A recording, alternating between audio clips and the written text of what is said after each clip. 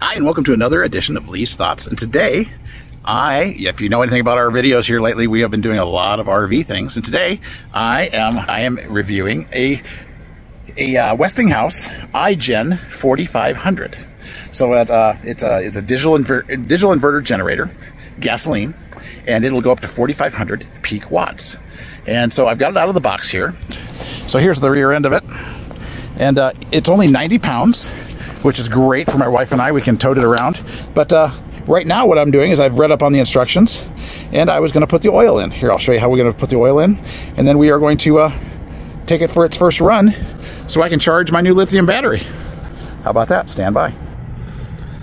So one cool thing is that it is a threaded oil port. They did send a quart of oil, which is nice.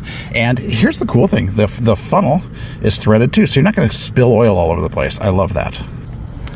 How cool is that? It just screws right in there. It even has a rubber washer in there to make it not spill. And from reading the instructions, it says it takes about a sixth of a liter, or 0.6 of a liter, and that it might actually have a little bit of oil in it from the factory test. So I'm going to put about half a liter in there, and we'll see where we go. So I've put a little over half a liter in there, and looking down the tube. Let's see here. Looking down the tube, I don't see any hanging in the tube. So let's put the measurement stick in there and see where we're at. So let's put it in there and see where we're going. Okay, so I don't know if you can see that or not, but it's kind of on the low end, so I'm going to put a little bit more oil in. Okay, so now we're about mid-range on there, so we're going to continue on. Let's go check out the battery. I think I have to plug in the battery now. Just a quick shot of normalizing that up. The oil cap's in place, and there is no oil spilled because I've used paper towels. You know, always keep it clean. You don't want it smoking, and this is something you're going to want to store somewhere, you know, within your camper or within your vehicle, so always keep things clean. All right, so here we are at the battery compartment. Let's just open that up. And it says in the instructions to check to make sure that this battery strap is firmly connected. And it is. It has instructions on what to do if it's not. And then you're supposed to pull this connector out and untwist it. Right there. And then find these two connections right here and connect them up. There we go. Those are all nice and connected. So the battery's connected. We can button this up. The kind of the wheelbarrow handle. So you push this button here to release it, and it pulls out, and it makes it very easy to pull around. Very nice. So I just turned it around so that we can have it front facing. Now we'll just stow that. So now we are going to show you. So over here is the pull start function, and that's the part hopefully I'll never use. And attached to that little baby here, which is a remote start. So I'm going to read up on this and I'll be right back with you.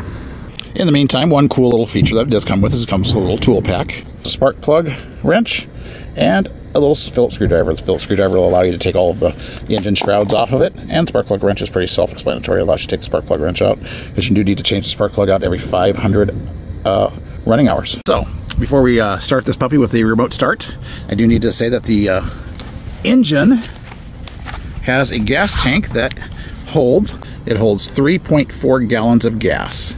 And I believe, and don't quote me on this, but I believe in the sales information that when I bought this, I believe that will run the generator for 18 hours. That's pretty dang good in eco mode, which is a mode that doesn't have, you know, once you get it up on, you get all of your things running and they're not, you know, surging and all that things. You put it in eco mode, and it runs in eco mode, so it doesn't peak out on the gasoline. Okay, I have my 2 gallons of gas in. So let's read the instructions and see how to start this puppy up. I do know that it says to not have any loads on and nothing connected. And especially for the first 50 hours, we only want to run it at half load, which is about 1,800 watts, which is perfect because I'm going to run it to my trailer, and I have a small air conditioner on there which runs about 1,600 watts surge. So, and when it's running full on and after the surge, it runs at about 1,100 watts. So that'll be perfect to break this generator in. So it says we are going to turn the fuel switch to the on position.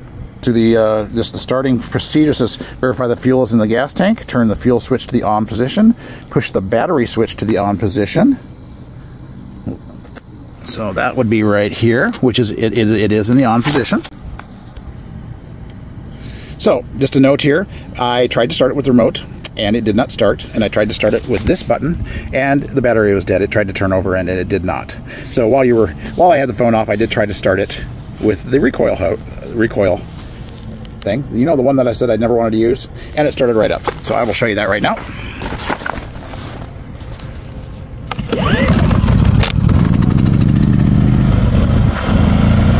There we go. So now what's next is to, I'm going to let that run for about 15 minutes and then we'll hook up the load. And to finish up my generator video, I have my 30 amp service hooked up to my air conditioner, which is on in my trailer. And I turned it on high cool, and it just took it no problem whatsoever. And I don't know if you can see this or not, I think you can't, but it's telling me I have 8 hours and 30 minutes left of gas here. And I can cycle through this, and it's got 7.8 liters of gas. It's putting out 12.2 volts.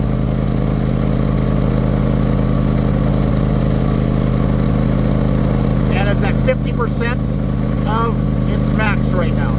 So it's not even putting out 50%, which is great, which is actually what it tells me to put it at to break it in. So I say this thing is phenomenal.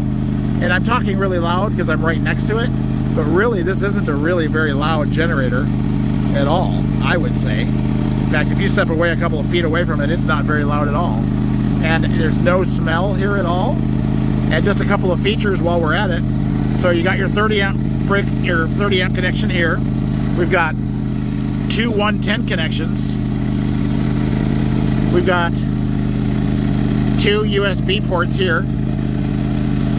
This is your on and off for gas.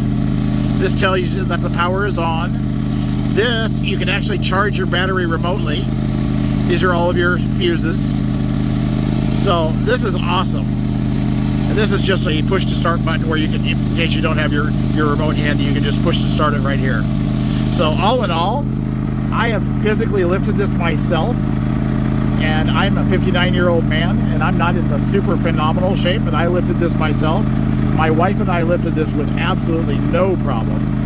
So, and it's 90 pounds. I think we are really going to enjoy this generator. I say, if you're looking for a generator, this is the way to go.